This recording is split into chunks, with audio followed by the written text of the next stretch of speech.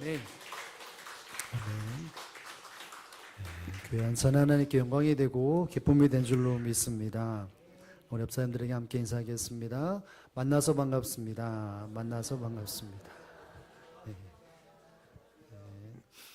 오늘도 하나님이 함께 하심의 은총이 충만케 되어지는 예배가 되기를 주님의 이름으로 축복합니다. 오늘 본문을 통해서 이와 같은 제목으로 은혜의 말씀 나누기 원하는데 우리 다 함께 한 목소리로 제목을 한번 읽어봅니다. 선한 계획. 여러분에게 한번 묻을까요? 여러분의 자녀들이 이렇게 되었으면 좋겠다, 저런 모습으로 살아가면 좋겠다라는 계획들이 있습니까? 없습니까? 그러면 그 계획은 악한 계획일까요? 선한 계획일까요? 그렇죠. 자녀들이 그걸 알아요? 몰라요? 그렇죠.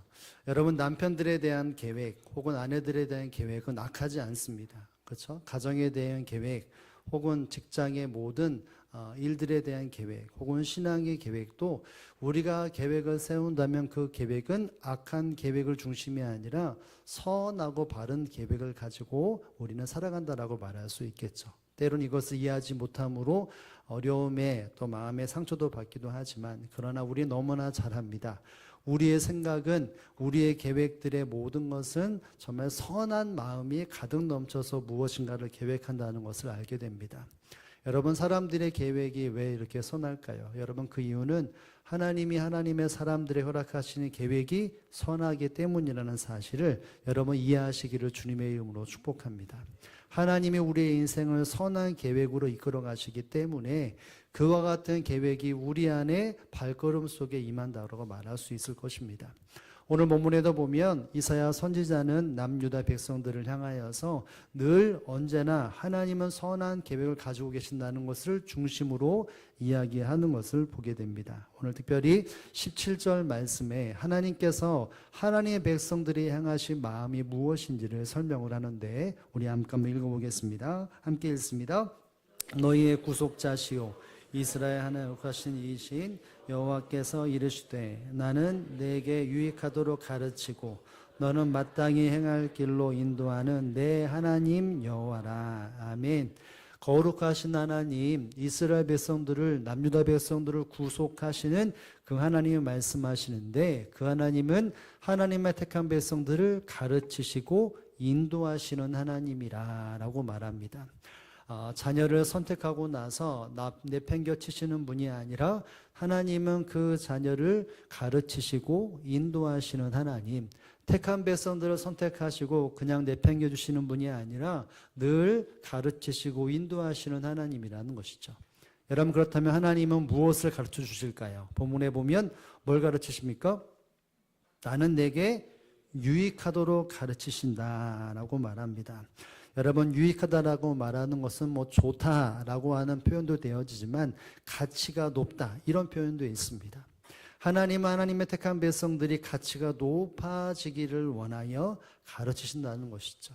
이 땅에 태어나고 죽는 그 모든 인생의 가치가 땅에 떨어지는 것이 아니라 하나님께서 원하시는 그 높은 가치를 매김하고 그 가치대로 살아가도록 하나님은 가르쳐 주신다는 것이죠. 만물의 영장으로 세우셨고 온 세계를 통찰하고 하시는, 번성하고 통찰하고 하시는 그 하나님의 유익을 하나님의 사람들의 끊임없이 가르쳐 주시는 하나님이라는 것입니다. 무엇으로 가르치실까요? 그렇죠. 말씀으로 가르쳐 주십니다. 하나님은 말씀으로 유익하도록 끊임없이 가르치십니다. 그리고 또 하나가 있는데 바로 인도하신다는 것이죠. 마지막 부분에 보면 너를 마땅히 어떠한 길로 인도하신다고요? 마땅히 행할 길로 인도하신다고 말을 합니다. 여러분, 여기서 인도한다는 말은 이런 의미입니다. 걸어가다, 함께 길을 걷다, 이런 의미가 되어집니다. 하나님은 하나님의 사람들과 함께 걸음을 걸어가도록 그의 걸음 가운데 인도해 주신다는 것이죠. 야, 너 가, 이런 것이 아니라, 너 앞질러 가, 이것이 아니라, 너 내 뒤를 따라와가 아니라 함께 길을 걸어가도록, 걷도록 인도해 주신다는 것입니다. 마치 부모가 자녀의 손을 꼭 잡고 어느 곳을 가든지 가는 것처럼 하나님은 하나님의 자녀의 손을 잡아 늘 함께 인도하시고 동행하시는 바로 하나님이라는 것을 알게 됩니다. 여러분, 그렇다 하나님은 무엇으로 이와 같이 마땅한 길로 인도하시겠습니까? 말씀으로. 하나님은 말씀으로 명령하시고 또 준행하라고 하는 규율을 통해서 사람들을 인도하시고 또 가르치시는 하나님이라는 것을 말할 수 있습니다. 여러분 신명기 10장에 보면 하나님 택한 백성들에게 율법과 규례를 명령을 왜 주었는지에 대해서 이야기를 말하고 있는데, 제가 쉽게 말하면 하나님 백성들에게 왜 이것을 주셨느냐, 바로 내 행복을 위하여 말씀을 주셨다, 규례를 주셨다라는 말이 나오게 됩니다. 여러분 결국 가르치시고 인도하시는 그 모든 결과물을 하나님의 백성들에게 주시는데, 그것은 고차원적이고 하나님과 함께 걷는 걸음으로 인도해 주시는데, 그것은 한마디로 하나님의 백성이 어떻게 하도록, 행복하도록 하나님은 가르치시고 인도하신다라고 말할 수 있습니다. 오늘 본문에도 보면 하나님은 하나님의 백성들에게 늘 이와 같이 최고의 가치와 또 하나님과 함께하는 삶을 살아가도록, 진정한 이 땅의 행복을 누리게 하도록 하나님은 늘 선한 계획을 가지고 계시는 하나님이라고 말씀하고 있는데, 여러분 이와 같이 하나님이 가지고 계신 선한 계획이 하나님의 택한 백성들에게 어떤 결과를 맺기를 원하셨을까요? 오늘 본문은 그것을 우리에게 말해주고 있다라고 생각할 수 있는데요. 여러분 하나님의 선한 계획, 가르치시고 인도하시는 그 모든 하나님의 백성들에게 허락하시는 결과물이 뭘까요? 여러분 우리가 한번 생각해 볼 때 첫 번째는 이것입니다. 함께 한번 읽어볼까요? 첫 번째 주제가 이것이 함께 읽어봅니다. 평화와 공의를 허락하심. 여러분 여기 보면 평강과 공의에 대한 이야기를 분명히 말씀하고 있는데, 우리 18절의 말씀을 한번 읽어봅니다. 18절입니다. 함께 읽습니다. 내가 나의 명령에 주의하였더라면 내 평강이 강과 겠고 내 공의가 바다 물결 같을 것이며. 아멘. 여기 보면 하나님 백성들에게 허락하시는 것은 평강이라 라고 이야기를 말합니다. 여러분 평강이라는 말은 뭘까요? 불화와 그리고 분쟁이 없는 상태를 바로 평강이라고 하는 단어에 숨겨져 있습니다. 다른 측면에서 말한다면 모든 환경 속에 부족함이 없는 상태, 이렇게 말할 수 있습니다. 인간의 관계와 모든 삶 속에서 부족함이 조금도 없는 완전한 상태를 바로 평강이라고 말을 합니다. 이스라엘 백성들 안에서의 하나님의 복이다 라고 말한다면 이 평강인데, 그들의 실제적인 삶 속에서 그것이 무엇이냐면 풍족하고 풍성한 삶을 살아가는 것입니다. 마음의 안정과 함께 모든 생활 속에서 풍족과 풍경을 누리는 것, 이것이 바로 하나님께서 허락하시는 바로 평강이라는 것을 우리는 알 수 있어야 합니다. 여러분 그런데 하나님은 이렇게 평강에 대한 마음을 주실 뿐만이 아니라 뒷부분에 보면 공의도 허락하신다라고 말을 하죠. 여러분 이 공의라고 말하는 것은 하나님의 통치에 대한 성격을 가지고 있는 관련되어진 것인데, 여러분이 공의가 잘 세워지면 결국 드러나는 결과물이 뭘까요? 바로 평강입니다. 하나님께서 허락하신 올바른 태도와 또 바른 정직한 행위가 이루어질 때에 하나님의 백성들에게 주어지는 결과물은 바로 평강이라는 것을 알 수 있어야 합니다. 여러분 결국 하나님은 하나님 백성들에게 삶의 결과물로 뭐로 주시는 하나님이겠습니까? 바로 평강을 주시는 하나님이라는 것을 알 수 있어야 합니다. 하나님의 선한 계획이 뭐라고요? 하나님 백성에게 뭘 준다고요? 평강을 주는 것입니다. 불화와 불협이 사라지고 부족함이 없는 가장 완전한 상태가 바로 하나님 백성들에게 허락해 주신다는 것이죠. 여러분 언제나 하나님 백성들에게 이와 같은 계획을 가지시고 적용시키시는 하나님이라는 사실들을 알아야 합니다. 여러분 하나님께서 이스라엘 백성들을 선택하시고 수많은 시선 속에 끊임없이 주셨던 마음이 바로 이 평강을 주시는 것이 하나님의 마음이었습니다. 특별히 말씀과 함께 주어지는 결과물은 순종을 통해서 결국 평강을 누리도록 허락하시는 것인데, 우리가 들어볼 법한 말씀이 있는데, 하나님이 이스라엘 백성들에게 말씀을 주시면서 제사장들에게 너희는 이와 같이 축복하라 라고 하는 제사장 축복에 대한 기도가 민수기 6장 26절에 있습니다. 저희가 예배 끝날 때마다 축도라는 것을 제가 이렇게 하는데, 어떤 목사님들은 우리가 읽어야 할 이 본문을 가지고 축도를 합니다. 우리가 일반적으로 들었던 축도도 있지만 제사장의 축복 기도를 가지고 수많은 사람들에게 복을 줄여주는 기도의 내용들이 담고 있는데요. 우리 한번 읽어볼까요? 민수기 6장 26절 말씀, 하나님 하나님 백성들에게 허락하시는 소원과 바람이신데 함께 읽어봅니다. 시작. 여호와는 그 얼굴을 내게 향하여 드사 평강 주시기를 원하노라 할지니라. 아멘. 여러분, 아론의 제사장들이, 아론이 수많은 이스라엘 백성들에게 축복하는데 뭘 주시기를 원하노라?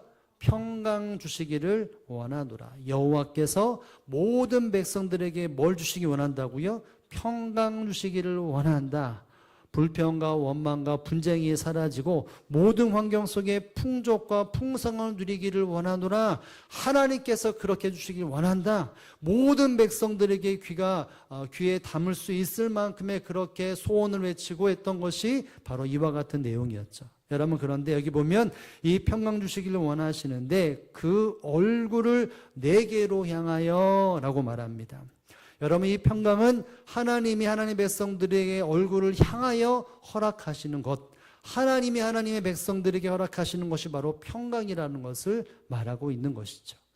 여러분, 언제 어디서든지 하나님 백성들에게 얼굴을 그들에게 비추어 주셔서 하나님이 주시고자 하는 평강을 그들이 입기를 원하고 그들의 삶 속에 누리기를 원하셨던 것이 바로 하나님의 선한 계획이었다는 사실들을 알아야 합니다. 어떤 환경, 어떤 시기, 어떤 사람들의 모임, 어떤 것도 상관없이 하나님의 그 중심은 하나님의 택한 백성들에게 평강을 주시는 것이 하나님의 선한 계획이라는 것입니다. 여러분, 그렇다면 여러분에게 묻습니다. 하나님이 이 땅에 믿음의 사람들에게 허락하시는 최고의 평강은 뭘까요? 온 인류에게 주시는 최고의 평강은 무엇입니까? 그렇죠. 구원, 예수 그리스도의 생명, 바로 예수 그리스도가 이 땅에 하나님의 완전한 최고 가치의 평강인 줄로 여러분 믿으시기를 주님의 이름으로 축복합니다. 예수님이 이 땅에 오셨고 수많은 사역들은 이 땅의 모든 사람들에게 진정한 평강을 주시기 위해서 오신 것이고 사역하신 것이고 죽음까지도 모든 사람들에게 평강을 주시기 위해서였다는 사실을 여러분 기억할 수 있기를 주님의 이름으로 축복합니다. 그래서 예수님을 믿었던 모든 사람들은 예수님 때문에 마음의 평강을 누리고 삶의 평강을 누렸다는 것을 알아야 합니다. 사도 바울이 수많은 초대교회를 향하여서 편지를 쓰고 그 중심은 무엇이었을까요? 너희가 바로 평강하기를 원한다는 것이 그 모든 편지 속에, 바람 속에, 명령 속에, 권면 속에 담겨 있었던 중심이었습니다. 한 예로 살펴본다면 데살로니가서에 보면, 데살로니가전서에 보면, 후서에 보면 데살로니가 교회를 향하여서 사도 바울이 권면하는 그 중심 속에 우리는 알 수 있는 것이 있습니다. 우리 한번 데살로니가 후서 3장 16절 말씀, 하나님의 말씀 우리 한번 읽어봅니다. 시작. 평강의 주께서 일마다 너희에게 평강 주시고 주께서 너희 모든 사람과 함께 하기를 원하노라. 아멘. 여기 보면 주께서 친히 때마다 일마다 너희에게 뭐를 주시고? 평강을 주신다. 여러분, 사도 바울은 말합니다. 우리가 어떤 형편에 처해 있든지 간에 평탄한 길을 가거나 또 굴곡된 길을 가거나 그 모든 것에 어떤 시간 속에서 주님께 주시고자 하는 것은 평강이라 라고 말을 하고 있습니다. 여러분, 이 주님이 어떤 주님이십니까? 무엇의 주께서? 평강의 주께서. 여러분, 주님은 평강의 주님이신데 그 평강의 주님께서 믿음의 사람들에게 뭘 주신다고요? 평강을 주신다는 것입니다. 평강 대신 주님이 평강을 하나님의 사람들에게 주시는데 뒷부분에 보면 이런 말이 나오죠. 주께서 너희 모든 사람들과 함께 하시기를 원한다. 여러분, 주님께서 허락하시는 평강은 주님과 함께 하면서 주시는 평강인 것입니다. 예수 그리스도를 주로 믿고 난 모든 사람들은 주님과 동행하고 임마누엘의 복 가운데 평안을 누리는 것이 바로 하나님의 선한 계획, 주님의 선한 계획인 것을 우리는 알 수 있어야 합니다. 여러분, 하나님의 선한 계획, 구약뿐만이 아니라 신약, 지금 이 시대로 살아가는 우리가 모든 삶 속에서 하나님이 우리를 향한 선한 계획은 무엇이냐면 바로 주님으로부터 주시는, 주님과 함께하는 그왕한 평안이라는 사실을 여러분 믿으실 수 있기를 주님의 이름으로 축복합니다. 여러분, 그래서 예수를 믿는 사람이나 믿지 않는 사람들이나 저마다 삶의 목적이 무엇일까요? 마음의 안정을 찾고 평강과 평안을 누리는 것이 모든 사람들의 바람이라고 말할 수 있지 않겠습니까? 그래서 어떤 사람들은 마음의 평안과 안정과 평안을 찾기 위해서 어떤 일에 힘을 쓸까요? 내 삶에 좀 편안하게 살아가고 내가 마음껏 누리고 내가 원하는 것을 살기 위해서 돈을 열심히 법니다. 때로는 이 열심히 봄을 통해서 내가 믿는 사람도 신앙도 또 모든 생활, 하나님 허락하시는 신앙생활, 믿음 생활도 접어가면서 그렇게 살아갑니다. 왜요? 세상 사람들이 예수님 믿지 않아도 세상에 풍요로운 삶을 살아가고 물질에 풍요로운 것을 살아가는 것을 보면서 믿음의 사람도 그와 같은 영향을 받는다는 것이죠. 세상 사람들은 나름대로의 평안함을 찾기 위해 돈을 벌기에 혈안이 됩니다. 그래서 이직도 하고 또 더 많은 것을 누리기 위해서는 때로는 사람들이 피해를 얻는다 할지라도 내가 재정적인 체험이 있어서 평안함을 누리기 위해 그것을 서슴없이 그 일을 선택하는 일들이 보여지지 않습니까? 수단과 방법 없이 환경을 가리지 않고 돈을 벌려고 애를 씁니다. 왜요? 내 나름대로의 안정과 내가 누리기를 원하는 마음이 있기 때문에. 또 어떤 사람들은 사람들에게 인정받고 박수받는 것으로 내 평안을 가지고 살아갑니다. 그래서 20대 혹은 10대까지 살펴본다면 사람들이 나를 어떻게 보느냐, 내가 사람들의 인기가 많냐 없냐, 이것이 어떤 삶의 중심이 된다고 말을 합니다. 그래서 인스타라든지 SNS에서 내가 한 주간 이렇게 삶을 살았다라고 하는 사진이나 이런 것을 올려가면서 사람들이 댓글 다는 것을 통해서 내 안에 평안함을 찾기도 합니다. 그래서 어떤 사람은 열심히 돈 벌어서 어딜 갑니까? 여행을 갑니다. 맛있는 거를 먹습니다. 뭐 하려면 잠깐 사진 한번 찍고, 그럼 찍은 다음에 인스타에 올려서 너 이거 갔구나 댓글을 달면서 그러면서 마음의 평안함과 안정을 찾는 사람들이 있습니다. 반대로 사람들이 댓글을 안 달거나 이상하게 되면 마음에 큰 시리에 빠집니다. 여러분, 결국 인기를 또 재물을 또 환경 속에 내가 많은 것을 누리면서 내가 평강을 얻고자 하는 사람들은 진정한 평강을 누리지 못한다는 사실들을 우리는 발견할 수 있지 않습니까? 여러분, 평강은 세상에서 발견되거나 세상에서 주는 것이 아니라는 것을 알아야 합니다. 결국 어느 순간에 보면 그 모든 것은 모래알처럼 없어지고 먼지처럼 사라지는 것에 불과한 것이죠. 여러분, 하나님은 하나님의 사람들에게 진정한 평강을 허락하시고 그 선한 계획을 이루시는 하나님이라는 사실을 우리는 기억할 수 있어야 합니다. 내가 어디서 언제 무엇을 어떻게 하든지 간에 주님께서는 나에게 선한 계획으로 마음의 평안함과 모든 완벽한 풍족함을 주시는 하나님이라는 사실을 믿고 의지해야 합니다. 때론 그 길이 힘들고 어렵다 할지라도 그 일들 속에 마음의 평안함과 삶의 안정과 풍요로움을 주시는 주님이라는 사실, 그것이 바로 선한 계획이라는 사실들을 기억하면서 하나님의 가르치심과 인도하심 앞에 순종하여 이와 같은 평강을 내 것으로 만들고 그 평강을 누리는 저와 여러분의 삶이 되어지기를 주님의 이름으로 축복을 드립니다. 여러분, 문의 두 번째로 하나님께서 계획하신 선한 계획은 어떤 열매를 맺을까요? 우리 한번 두 번째 말씀은 힘있게 한번 읽어보겠습니다. 시작. 자손의 번창함을 허락하심. 여러분, 하나님의 선한 계획은 자손의 번창함을 허락한다는 것입니다. 오늘 한번 19절 말씀 다 함께 한번 읽어봅니다. 시작. 내 자손이 모래 같고 내 몸의 소생이 모래알 같아서 그의 이름이 내 앞에서 끊어지지 아니하겠고 없어지지 아니하였으리라 하셨느니라. 아멘. 하나님의 선한 계획은 하나님의 택한 백성들이 이 땅의 삶을 살아갈 때에 자녀들이 모래와 같이 많아지는 것에 있다라고 말을 합니다. 여러분, 자손이 모래 같겠고 내 몸의 수생이 모래알 같다. 여러분, 하나님께서 하나님의 백성들에게 허락하시는 건 자손의 번창이라는 것입니다. 할렐루야. 여러분, 이 말이 우리의 손주들에게는 딱 맞는 말 아니겠습니까?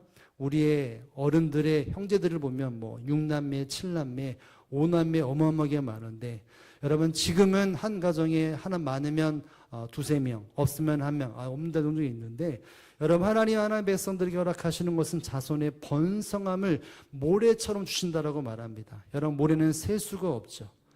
하나님의 백성들에게 하나님 허락하시는 건 자녀에게 번성함을 준다라고 말하는데 뒷부분에 보면 이렇게 말하죠. 그의 이름이 내 앞에서 끊어지지 아니하겠고 그 자녀들을 통해서 하나님의 이름이 끊이지 않으로 계속 드러나게 한다는 것입니다.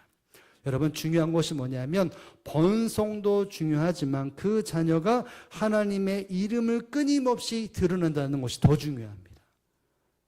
그 자녀의 번성케 된 자녀들이 하나하나가 하나님의 자녀다움으로써 그 이름을 드높이는 일들로 그들을 세우신다는 것이 하나님이 하나님의 백성들이 허락하신 약속이라는 것입니다. 여러분 성경에 보면 수없이 드러나는 것이 무엇입니까? 하나님 백성들에게 허락하시는 복 중에 복은 자녀에 대한 복이었습니다. 아브라함을 선택하실 때도 내가 너로 모든 사람들이 복을 누리게 될 것이다. 모든 민족이 복을 누리게 될 것이다 라고 말합니다. 그의 자녀뿐만 아니라 그 자녀로 말미암아 수많은 세대들이 온 인류가 주님께로 돌아오는 복이 될 것이다 라고 말을 합니다. 이 말씀에 따라서 아브라함이 순종하며 삶을 살아가는데 창세기 22장 즉 이삭을 제물로 바치는 환경 속에서 하나님이 그의 중심을 보시고 난 이후에 그게 약속하신 것이 있습니다. 어떤 약속이었을까요? 오늘 본문과 유사한 문맥이 있는데요. 우리 한번 읽어봅니다. 창세기 22장 17절 말씀 함께 읽습니다. 시작.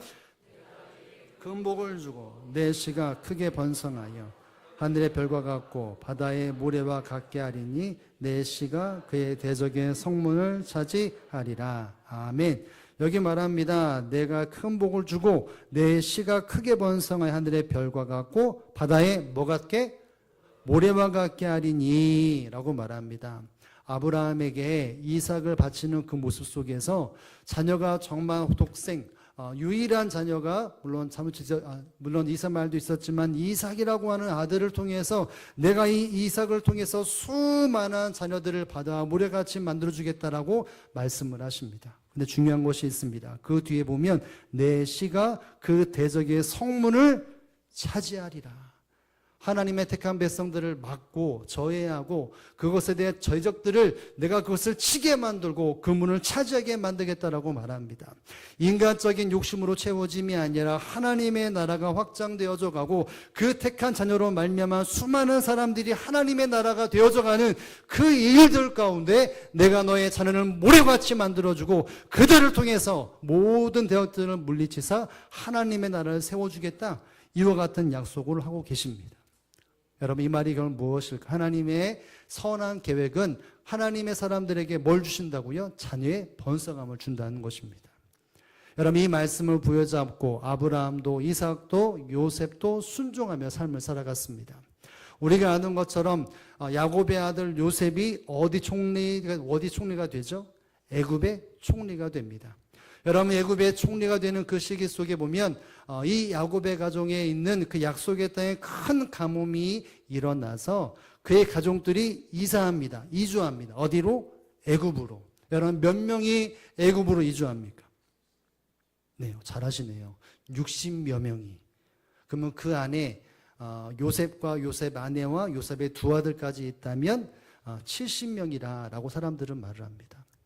여러분 번성케 된다, 모래알 같다, 이것이 아직까지는 드러나지 않죠. 여러분 그런데 이들이 애굽에 거주하면서 나중에 출애굽을 할 때 몇 명이나 되었을까요?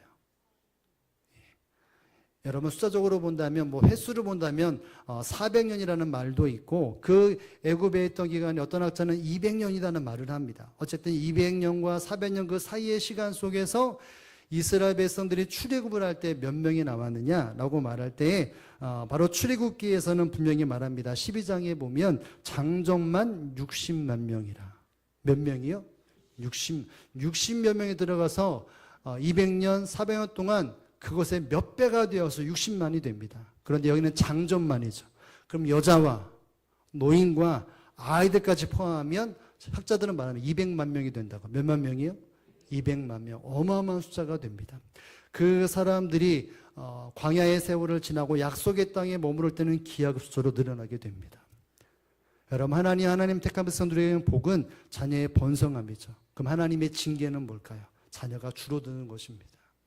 멸망을 받거나 그 수가 줄어드는 것이 하나님의 축복의 반대 현상이라는 것을 알아야 합니다.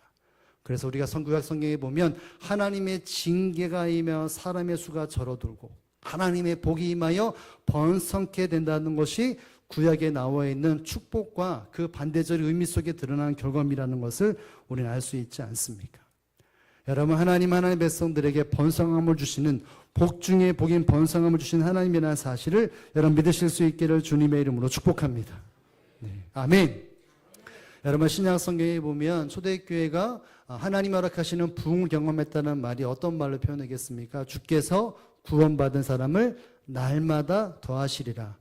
여러분, 하나님이 초대교회에 부으시는 부흥과 은혜는 주께서 날마다 구원받는 사람을 더하신다 라는 것인데, 여러분 한번 생각해 보면 믿지 않는 사람이 주님 앞에 돌아오는 것도 여기에 나와 있는 주께서 더해 주시는 것인데, 여러분 믿음의 사람이 만나서 자녀를 낳고 그 자녀가 구원 백성이 된다, 이것이 포함됐을까요? 안 됐을까요? 저는 됐다고 생각합니다.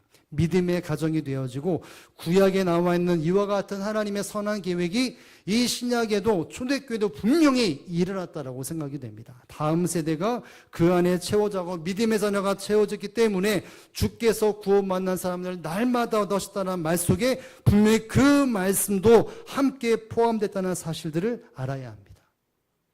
여러분, 그러나 사도 바울은 혈육의 자녀가 있다는 말은 성경에 없죠. 그럼 이것이 어긋났을까요? 아니죠. 사도 바울은 믿음의 자녀를 낳았습니다. 누구를 낳았습니까? 디모데를 낳았고 수많은 믿음의 다음 세대를 예수 그리스도의 심장을 가지고 낳았는 것이죠. 여러분, 결국 성경은 이 땅에 하나님이 예비하시는 번성의 복, 혈육이나 믿음으로 낳은 자녀들이나 그 자녀의 번성케 되게 하시는 것이 하나님의 복이라는 사실을 여러분 믿으실 수 있기를 주님의 이름으로 축복을 드립니다. 여러분, 우리가 기억할 것이 있습니다. 자녀의 번성이 뭐라고요? 하나님의 허락하시는 복이라는 사실들을 알아야 합니다. 이 말을 듣는 사람들 중에는 나는 결혼도 안 할 텐데, 혹은 결혼하면 애도 안 낳을 텐데, 왜요? 왜 사람들이 결혼을 안 하려고 자녀 낳지 않으려고 합니까? 수많은 제한들이 있기 때문인 것이죠. 결혼하면은 안 될 만한 수많은 요인들이 있습니다. 결혼을 해도 자녀를 낳으면 자녀를 낳는 것에서부터 생각되어지고 계산되어지는 좋지 않은 단점들이 많기 때문에 사람들은 결혼을 혹은 자녀를 낳는 것에 대해서 선을 딱 끊고 말하면 나는 결혼 안 할 거라고, 나는 자녀 낳지 않을 거라고. 이것 때문에 여기 앉아 계신 분들이 혹 마음속에 걱정이 있지는 않습니까? 그만큼 우리의 다음 세대가 이런 일들이 많이 있다는 것이죠. 여러분, 대한민국의 국민의 수가 한때 점점 쭉 올라가다가 2017년도부터는 자연적인 감소가 이루어졌다고 말합니다. 그 속에서 2019년도에는 약 5,180만이라고 하는 정점을 딱 찍게 됩니다. 근데 그로부터 조금씩 줄어듭니다. 2022년과 2023년도, 특별히 2023년도 10월 달에 이 모든 1년 동안 통계를 내었는데 한국에 약 11만 명이 감소됐다고 말을 합니다. 아무것도 아닌 것 같지만 어마어마하죠. 이것이 순차적으로 계속해서 줄어든다라고 말을 합니다. 유엔 인구에 따른다면, 자료에 따르면 2050년도가 되면 한국의 예상 인구는 4,500만 명이라고 말하죠. 몇만 명이요? 4,500만 명. 정점은 5,180만 명인데, 여러분 여기 보면은 몇만 명이 빠져나간다는 것을 빠져나간 걸 알 수 있는데, 중요한 것은 빠져나간 인구가 4,500만 명인데 노인의 인구 비율이 중요합니다. 40%입니다. 그러니까 지나다니는 10명 중에 4분은 어른들인데 그 어른들은 생산력이 없는 분들이에요. 2050년이 되면 생산력이 있는 사람들은 약 50.1%가 된다고 말을 합니다. 한 명이 한 명을 지고 생활을 하는 것이죠. 여러분, 그때가 된다면 한국에는 세계 최고의 고령화가 된다라고 말을 하고 국가적인 재정도 구멍과 국가 부채도 늘어난다라고 말합니다. 신용도도 떨어지게 됩니다. 그래서 결국 한국은 이렇게 될 것이다, 부정적인 이야기를 말하는 것이 오늘 학자들에 대한, 한국에도 똑같이 이 나라를 보면서 그렇기 때문에 가정을 세워야 한다, 자녀를 낳아야 한다, 정책을 수없이 말을 합니다. 왜요? 지금 환경이 이렇게 흘러가기 때문에. 여러분, 자녀가 없고 가정이 세워지지 않는다는 것은 결국은 이 땅에 허락하시는 저주가 임한다는 것을 알아야 합니다. 왜요? 여러분, 사람들이 왜 결혼을 안 하고 자녀를 낳지 않으려고 합니까? 동성애의 수많은 조장되는 일들이나 자녀를 키워야 되는데 교육비가 부담이 되고 주거에 대한 부담이 되기 때문에 사람들이 결혼도 하지 않으려고 하고 자녀를 낳으려고 하지도 않습니다. 여러분, 근데 오늘 본문에 보면 자녀를 낳으라고 말합니다. 여러분, 이 말씀에 여러분 순종할 수 있기를 주님의 이름으로 축복합니다. 저희가 어저께 잠자기 전에 저희 아내와 함께 이야기를, 이 말씀을 나누면서 눈을 딱 마주보면서 이런 얘기를 했습니다. 몇 명 더 낳을까?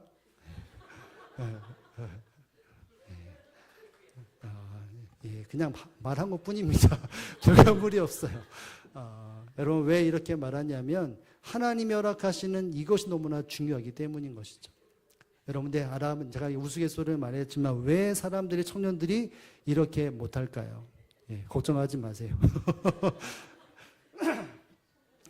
여러분, 왜 자녀들이 결혼하기 싫어하고 애 낳기 싫어할까요? 저는 이것이 참 믿음으로 한번 생각해 봐야 한다고 생각이 되어져요. 자녀들이 왜 결혼하지 않을까요?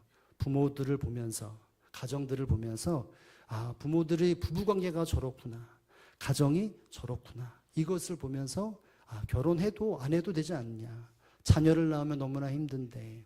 여러분, 자녀를 키우려면 돈이 얼마 듭니까? 많이, 몇 억이 들어요. 여러분, 자녀를 낳는 것도 문제지만 키우는 것도 문제예요. 자녀를 낳으면 또 집도 장만하는데 어떻게 합니까? 그런데 물어볼게요. 여러분, 하나님의 사람들이 이 땅에 살아갈 때 가정을 이루지 않는 그 모습 속에 가장 큰 것이 재물, 그리고 물질, 그들에 대한 또 교육, 그들의 미래에 대해 막막하지 못하기 때문이죠. 그런데 하나님 말합니다. 자녀의 번성이 복이라고. 그건 상충된 거 아니겠습니까? 해법이 뭐겠습니까? 여러분, 자녀를 낳는 것은 계획이지만 하나님의 계획은 자녀를 낳는 것인데, 여러분, 자녀를 기르고 나갈 때 물질이 필요하지 않습니까? 그 물질은 어떻게 만들어집니까? 내가 열심히 벌어서. 그렇죠? 근데 물질의 주인은 누구입니까? 하나님입니다. 여러분, 자녀를 우리 키운다고 말하지만 내가 자녀를 키우는 것보다 하나님이 키우셔야 되는 것이 모든 사람들의 입술의 고백 아닙니까? 우리는 우리 자녀를 못 키워요. 저희 아들 셋도 우리는 못 키웠습니다. 이래저래 머리를 써도 안 되더라고요.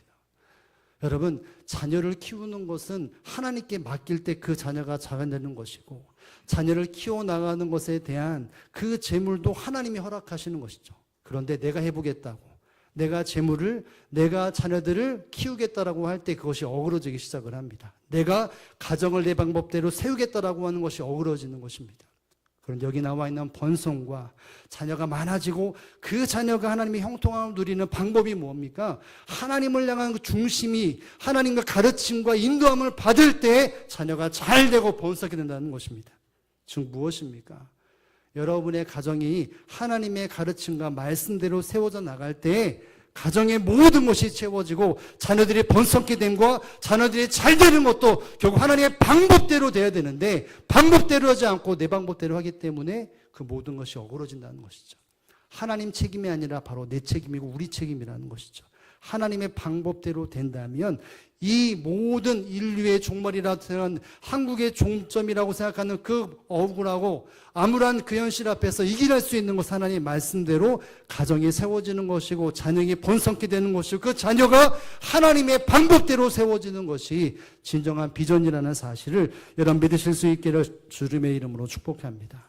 그래서 우리가 끊임없이 해야 합니다. 하나님 우리의 자녀들에게 복을 빌어주시고 하나님 자녀들에게 방법대로 살아가도록 우리 가정이 이 마지막 시대에 하나님의 평강이 많은 가정이 되기 위하여 주님의 가르침을 받아야 되고 인도하심을 받아야 합니다. 그리고 고백해야 합니다. 우리의 가정에 주신 것은 하나님의 허락하신 선한 계획한 자녀의 번성케 됨을, 육체적인 자녀도 있어서 오늘부터 열심히 힘을 내라는 것이 아니라 그 안 된다면 영적인 자녀를 낳기 위하여 하나님 앞에 불보듬을 쳐야 한다는 것이죠. 그럴 때 하나님은 자녀의 번성케 됨을, 그 은혜와 사랑을 이 다음 세대에, 이 모든 나라에 임하게 하신다는 사실들을 여러분 믿으실 수 있기를 주님의 이름으로 축복합니다. 하나님의 선한 계획은 평강입니다. 여러분 믿으십니까? 하나님의 선한 계획은 저와 여러분의 가정이 주님 안에서 번성케 되는 것이고 형통케 되는 것이고, 또 하나님이 허락하시는 평탄한 길이라는 사실들을 기억하며 하나님이 예비하신 그 모든 것 가운데 이 선한 계획이 우리에 적용되어지고 누림이 되어지는 저와 여러분의 가정과 우리 대형교회 모든 삶이 되어지기를 주님의 이름으로 축복을 드립니다. 우리 함께 잠시 기도하기를 원합니다. 이 시간 기도할 때에